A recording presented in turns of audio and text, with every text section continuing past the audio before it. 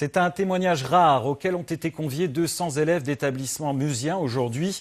Ida Greenspan avait 15 ans comme eux quand les gendarmes sont venus l'arrêter un soir, c'était en janvier 1944. 10 jours plus tard, elle était embarquée dans un train pour Auschwitz. Benoît de Butler et Frédéric Madier. Ils disent à la nourrice, on vient chercher la petite juive qui vit chez vous. Ma nourrice est complètement... Elle a affolé complètement, elle leur dit, enfin c'est pas possible, vous n'allez quand même pas emmener cette gamine. C'est une petite bonne femme de 87 ans. Pendant plus de 2 heures, elle va captiver les jeunes avec son histoire.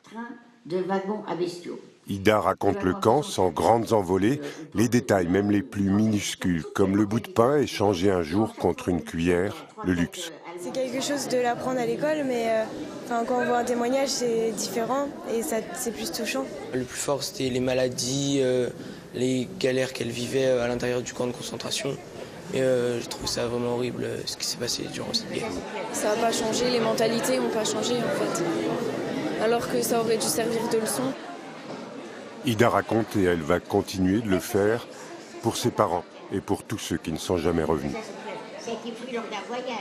Nous, quand notre petit groupe de jeunes, je suis regroupée avec des jeunes filles très jeunes au camp. Et bien il y avait des femmes qui venaient nous voir, des femmes qui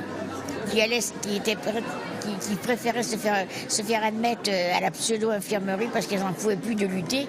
Et elles venaient toujours nous voir et nous disaient si vous revenez, il faudra leur dire. On ne vous croira pas, mais il faudra leur dire. Si on le doit pour ceux qui sont morts, on doit de raconter, on le doit.